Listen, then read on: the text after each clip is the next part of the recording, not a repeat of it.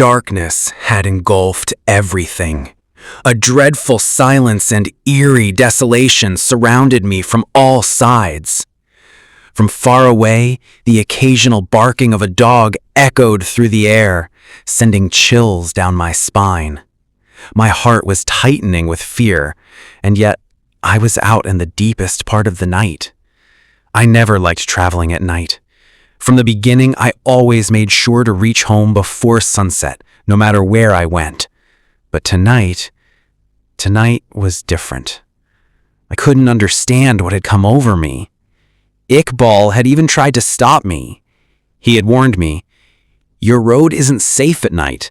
Stay here. I'll wake you up early in the morning. You can leave then." But I had insisted. No, I have something important to do. I have to get home tonight. And so I left. Now, with this horrifying silence all around me, I was starting to regret my decision. I should have listened to him. I should have stayed. At least I wouldn't have to face this growing fear which was now slowly taking root inside me. As I walked, I kept glancing left and right, feeling like something terrible was about to happen. Something I hadn't even imagined. Several times I felt like someone was walking behind me, like someone was following me, wanting to grab me from behind. That thought alone made my heart even weaker. My imagination was filling with fear. My face had gone pale, and I was just trying to get home as fast as I could. But the road felt endless. It was a narrow path connecting one village to another. Giant trees lined both sides of the road. During the day, they looked beautiful, but now, in the dark, they seemed to feed my fear. Their branches looked like the arms of monsters stretching out to catch me. As I walked further, I suddenly felt a shadow pass close by me. I froze. My heart sank. It was like a gust of wind, but no, not just wind. I could feel it. It was cold, ice cold, and it passed right beside me. This wasn't my imagination. I felt it clearly. As soon as it passed, my body went numb like it had been dipped in ice. That was it. I couldn't take it anymore. I started running. I ran as fast as I could. The fear inside me was so intense that I felt if I stopped, my heart would stop too. And he, whoever or whatever he was, would kill me. That terrifying thought alone pushed me forward. I kept running, trapped in a strange kind of panic. Fear wasn't going away. It was growing stronger with every step. It was like something invisible was chasing me, and it was getting closer. And then, out of nowhere, something hit me. It was a flying creature, about the size of a lizard. It smacked right into me. I felt a sharp prick on my neck, like a needle piercing my skin. I instinctively reached for my neck and grabbed whatever it was, tearing it off and throwing it to the side of the road. It had to be that flying thing. It felt like it had bitten me, possibly injecting venom through its fangs. I didn't stop. I ran even faster. Eventually, I veered off the road and took the dirt path toward my village. My legs were burning, but I couldn't slow down. The fear had reached its peak. Oh, God. As I stepped onto my home's front porch, I took a long, cold breath. It felt like life was slowly returning to me. My trembling heart began to settle. I stepped into my house as if I had just escaped death itself. It took me several moments to collect myself, but finally, I felt safe. The fear was gone. I glanced around my quiet, empty house and walked into my room. I turned on the light and began making my bed. Just as I spread the white bedsheet, I noticed a few drops of blood fall onto it. I froze. I had completely forgotten about the pain I felt earlier on the road. I rushed to the mirror. There was blood on my neck, and the bleeding hadn't stopped. 2 small puncture wounds were clearly visible. This wasn't just any insect bite. My neck was turning red with blood, and the marks looked unnatural, like something had injected venom deep inside me. Something had found me in the dark, and it wasn't finished with me yet. It felt as if someone had slashed my neck open. I quickly pulled out a cloth and began to wipe away the blood. As the bleeding slowed, I closely examined the marks from which the blood was seeping. They were two small puncture wounds, almost like something had sunk its teeth into me. I didn't pay much attention to it. After all, I never really cared about such wounds. I simply applied something on top of it and lay down on my bed. The moment I lay down, that same shadowy figure appeared in my mind, the one that had collided with me. It was cold, like ice. I kept thinking about it. What would have happened if it had appeared in front of me again? I had always been a timid kind of guy. Just the mention of ghosts would send shivers down my spine. Whenever my friends would tell ghost stories, I'd start trembling and silently pray that nothing like that would ever happen to me. I often wondered why I was like this, why these things scared me so much. All my friends were fearless. They weren't afraid of the dark or of spirits. They'd often tease me, laugh at me, and I'd lower my head in embarrassment. That's probably why Iqbal had insisted I stay the night with him and leave in the morning. But I was stubborn. I left anyway. I thought I'd reach the village before it got too dark. But I was wrong. And then that incident happened. Something so strange, even talking about it would have made me sound insane. Who would believe that I saw a shadow of cold air? People would laugh, dismiss it as a dream or just my imagination. So I decided not to tell anyone. I tried to sleep, but as soon as I closed my eyes, a sharp pain flared up in my neck. Slowly, the pain intensified until it became unbearable. My neck felt swollen. I writhed in pain. It was beyond what I could endure. I got out of bed and stood in front of the mirror. The moment I looked at the wound, I shuddered. A large welt had formed on my neck. It was bright red, as if a clot of fresh blood had gathered under the skin. Oh God, what's happening to me? I composed myself and immediately began applying home remedies. I had a few ointments lying around. I mixed them all and applied them to the wound. After a little while, I felt a sense of relief and soon drifted off into a peaceful sleep. I woke up the next morning to the sound of someone pounding on my door, relentlessly. Startled, I rushed to the door and opened it. It was Iqbal.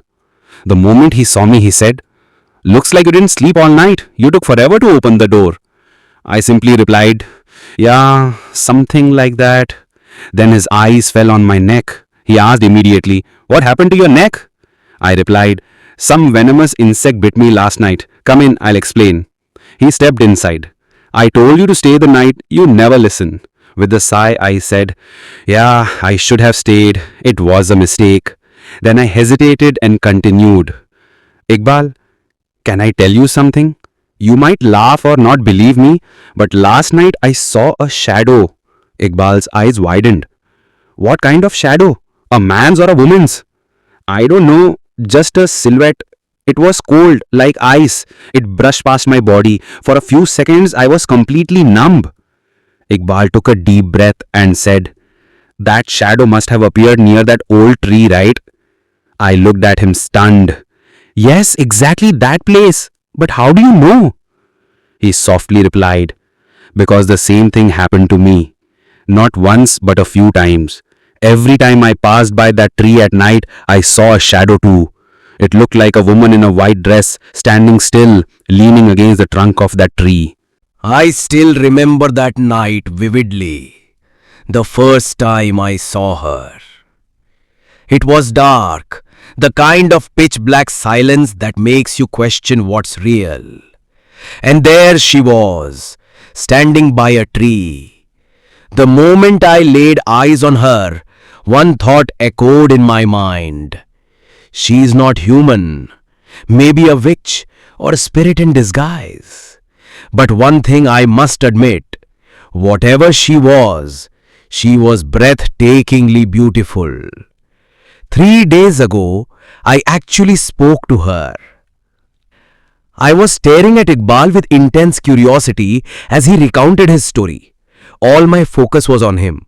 His tale was drawing me in. I leaned forward and asked anxiously, "Tell me, what exactly did you see and what did she say to you?" Iqbal understood my restlessness and began. It was just a few days ago. I left the office late that evening. As I stepped outside, a strange thought entered my mind. If I see her tonight, I won't be afraid. Instead, I'll go up to her, confront her, and ask, "Who are you? Why do you stand here every night? Whom are you waiting for?" With that thought, I walked out and made my way toward the old tree. And there she was, just like before, leaning against the tree trunk. The moment I saw her, I froze in place. My heart started pounding in my chest. A wave of fear gripped me, but I didn't run. I stood still. Her eyes were locked on mine, glowing with a strange light, like the piercing gleam in a black cat's eyes. A chill ran through my body. My instinct screamed, "Iqbal, run. If you don't move now, this could be the end of your life." I was just about to bolt when suddenly I heard her voice. "Stop!" There was a strange authority in her tone, almost hypnotic. My feet stopped moving on their own. Then she spoke again. "Come here, closer." Her voice had such a magnetic pull that I began walking towards her like a robot, unable to resist. Soon, I was standing right in front of her. She looked at me, and I couldn't stop staring at her face. She was undescribably beautiful. But her eyes, they were something else entirely. There was a wild rage burning in them, like the eyes of a lion, red and fierce. Just looking into her eyes made me feel dizzy. I was slipping into a daze. I couldn't speak. I couldn't move. I could only see, nothing else. And then I saw her lean in toward my neck. That's when everything went black. When I regained consciousness, I was inside my house. My family surrounded me, their faces etched with panic. They had all been waiting anxiously for me to wake up. I asked weakly, "How did I get home?" My mother said, "Someone knocked on the door, twice, maybe 3 times. When we opened it, you were lying unconscious on the doorstep." Then she pointed toward my neck and gasped, "Look at this! Blood all over your neck! It looks like someone tried to slit your throat." And at that moment, it all clicked. She had brought me home. She did. The same girl who had drunk my blood. Maybe her thirst was quenched, or maybe, just maybe, she had spared me. I told my family everything, every detail, nothing hidden. And as I spoke, I saw belief forming in their eyes.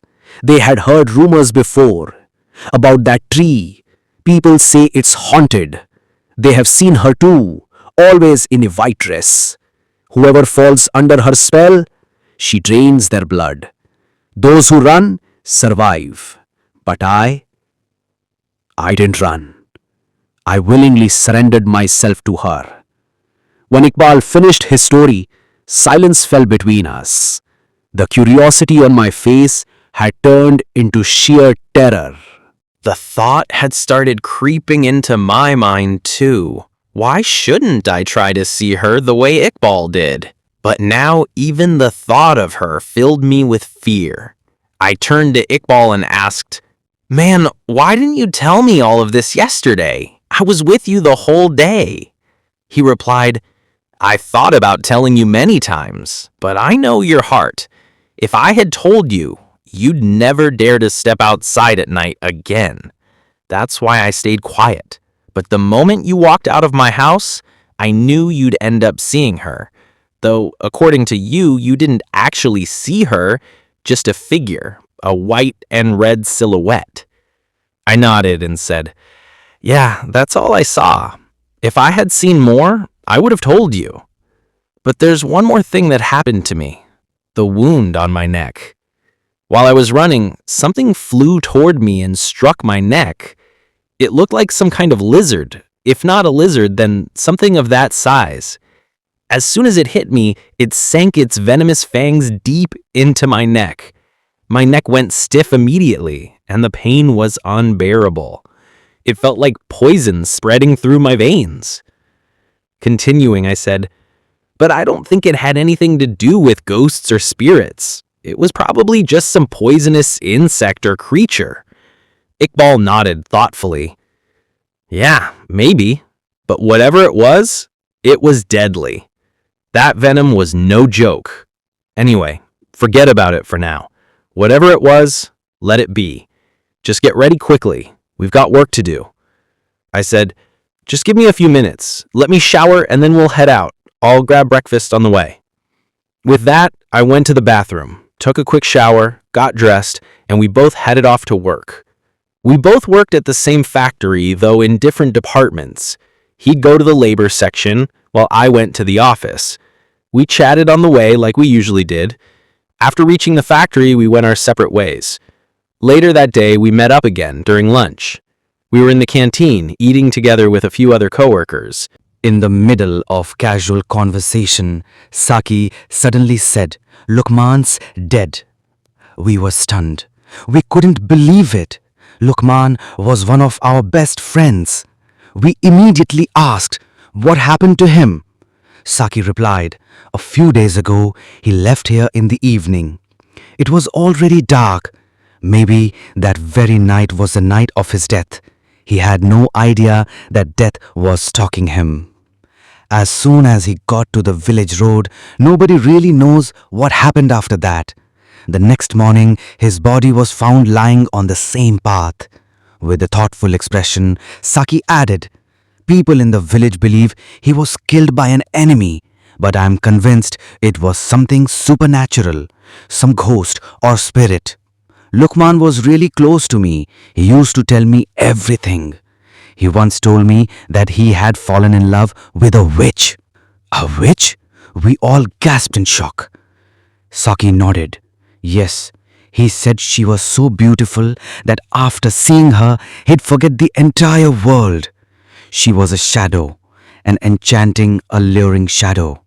He saw her every night. Her smile had a kind of magic, a spell that made you want to lose yourself in it. And then we asked, captivated. Then he told me that he had gone to a Baba, a spiritual healer, and received a chilla, a ritual to control her. He started performing that ritual every night, going to the graveyard and staying there until morning. But maybe that night he failed, or maybe he got scared. His body was found with his neck slashed, not with a weapon, but with 2 deep bite marks that pierced deep into his flesh. No ordinary animal could have done that. He wanted to possess her, but ended up paying with his life. I let out a deep breath and said, "Yeah man, that was something supernatural. He failed the chilla, and if you ask me, it wasn't the witch who killed him. It was her lover, some jealous spirit or demon." The next part of this horror story will be in the upcoming episode. Let us know your thoughts about it in the comments.